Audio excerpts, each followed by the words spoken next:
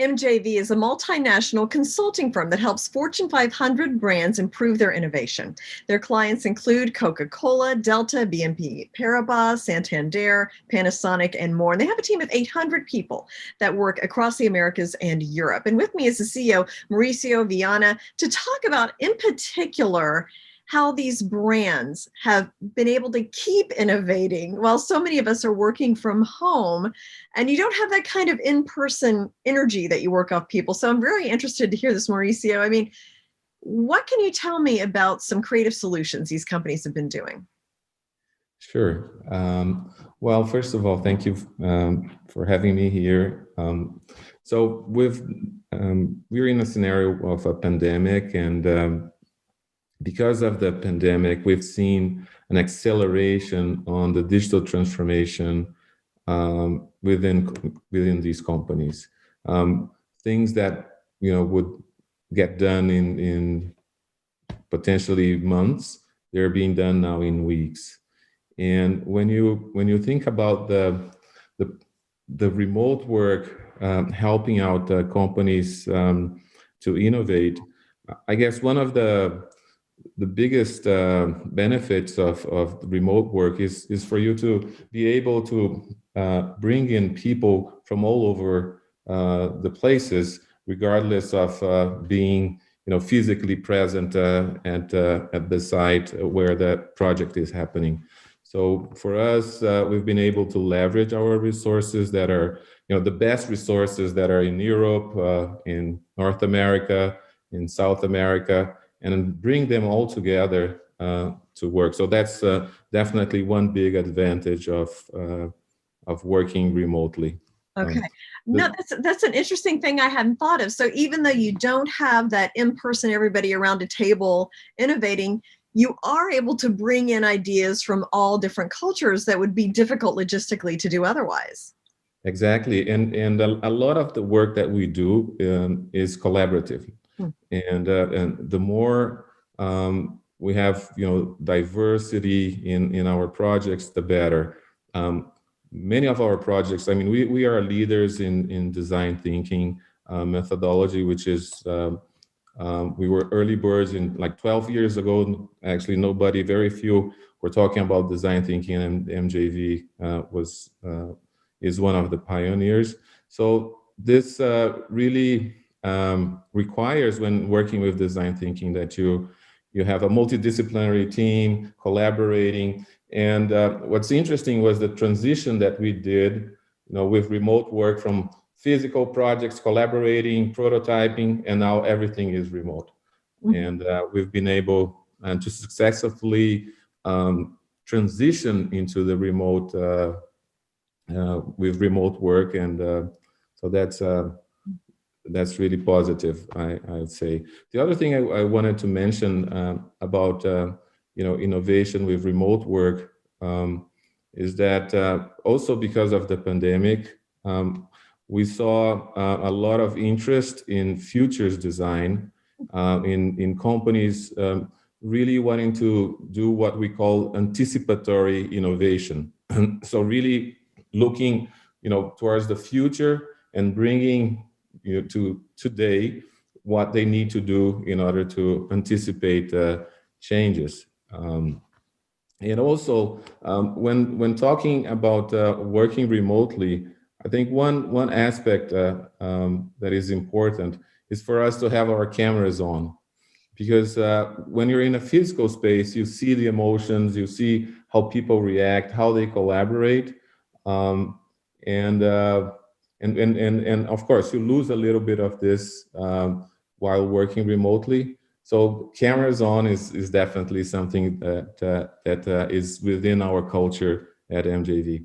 Yeah, well, and it keeps you more engaged, I think, if you're in a meeting. It's very tempting to, if you don't have the camera on, be on the phone or get up and go make a sandwich or something like that. So now, what have you found the results to be? Have you found them to be different, better, not as good as in person? I mean, how would you categorize that? Well, for us, the results have been great. In the beginning, definitely in the beginning of the pandemic, remote work has been there for more than 20 years now, in the 1980s. but definitely the pandemic accelerated the need for remote work and social distancing. So in the beginning, it was a little bit challenging for us to adapt to remote work, but right now I would say that results are even better. The teams are very focused on generating results, and also we've been able to create immersive environments. MJV, as you know, MJV Technology and Innovation, we combine design thinking and technology, so we are very well positioned to create digital solutions. So what we did was to really create immersive environments where we could bring our team and also our customers into these environments and collaborate within those environments, and really have the sense of interaction and understanding what was happening there. So, for instance, we created for one of our projects, we created like a virtual 7-Eleven, where we took customers in a virtual reality, let's say, visit, and would ask questions to these customers and interact with them and learn what they're doing. Because innovation has to do a lot with understanding, what your consumer, what your customer need before actually designing anything. So by being remote and by being digital, we were able to still gather this information from our consumers. Well, that's interesting, because when we think of remote work, we think of Zoom, or emails at home, but you actually brought virtual reality in. So there are other tools besides just the ones that are commonly used. So are there any others that you're using besides VR? Exactly. Well, I mean, we use the video, of course, the traditional video conferencing and collaborating tools. We also use a lot of there are digital tools to create what we call like white spaces, whiteboards, where you can bring digital sticky notes. And also we work a lot with interactive digital polls. So you can anonymously request, pull some information from the participants in a brainstorming session, for instance. Okay, very interesting. And then you mentioned briefly earlier about how businesses are kind of looking even at their design of their office a little different because of this. Can you go into more detail about how that might change? Well, this is a great point. I mean, we see many companies ranging from being 100% remote to being hybrid, and to actually going, all the way back to physical spaces. We do believe that a hybrid mode will be, the norm, because human beings still need, to interact and to socialize. However, I mean, we see that the benefit of remote work is huge, and so offices really will be a place where people will come in to socialize, eventually, train, learn something, from each other. But then the flexibility of remote work is here to stay. So no, I totally agree. I think people like that kind of flexibility in their schedule, and then coming in a couple days a week, you don't have to deal with the commute. Maybe your kids are home that day or something, you're able to work from home. So I think, what advice do you give to the companies that you consult with about how to adapt to the new way of working?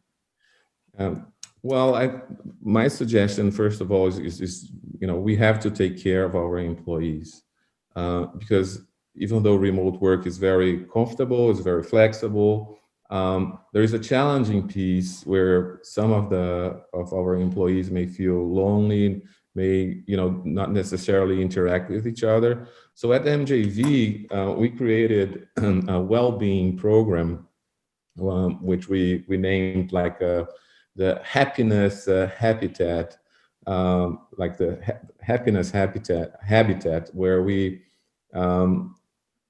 we created this environment and this platform where our employees would gather like on a weekly basis and interact with them and even talk about subjects that are not work related, because the serendipity that happens in a physical space needs to be recreated, when you're working digitally. Those are very important aspects for when thinking about innovation. Going to the coffee at the kitchen and bumping, with someone that you haven't talked for a while. Those are where the good conversations, the integrations among the company happens. So we created this virtual platform that really helped to improve employee morale, happiness, and it's actually a very, very important topic. Taking care of the mental health of our employees while working remote. Yeah, no, I can totally understand that. And I'm sure it helps with employee retention too, that they feel like they're included in the company and decisions. So it's good for the company also.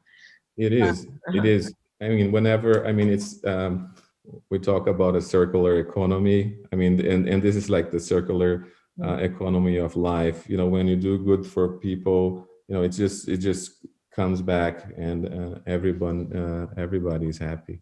So. Okay, so Mauricio, final question. How do you see the workplace looking? Let's say when we've got this pandemic behind us, 2 years, we're kind of forgot about it a little bit as much as we possibly can. How do you see the workplace looking, and how will Americans and world, how globally, how will people work? Well, again, I think the workplace will be reduced. So you don't need those big offices. We bet more on the hybrid model, where, let's say, you would work remotely maybe 3-4 days a week, and have 1 day of your week to meet with your team in presence. So the other thing else I wanted to talk about is the how can companies create this culture of innovation when working remote. There's like 4 pillars really important for this. I think this, regardless of being at home or being at work, there are 4 pillars that are very important for companies to pursue when thinking in terms of remote innovation. Well, the first one is taking care of the culture. So companies really need to create a culture where you can allow mistakes. So mistakes are not punished. And also where you have a very clear vision of where you want to get. So we definitely work with our clients in terms of understanding and generating a clear vision for their employees and engaging their employees towards an innovation culture. The second are tools. What are the tools that you can use in order to innovate remotely? And I've spoken about those tools here, about white digital boards, sticky Post-its, digital ones, crowdsourcing platforms, poll platforms. Those are very interesting tools. Also, not only tools, digital tools, but also methodologies. Design thinking is a very important methodology that's human-centered, so uses the way the insights of your consumers, of your customers, to generate insights for new ideas. And then you need to prototype them. So the third pillar, the first one is culture, the second is tools, the third one is prototyping, being able to prototype the ideas. And then the last one are metrics and governance. So for a successful remote innovation project, you need to address those 4 pillars. Okay, I mean, it makes sense, and fascinating discussion. I mean, how Mauricio, we have found ourselves in this, area of remote work and how it's really changing the way we're going to work and live, I think, for a couple of generations. So very interesting. Thank you for sharing your expertise with us today. Okay, thank you, Jane. Thank you for having me here. Thank you.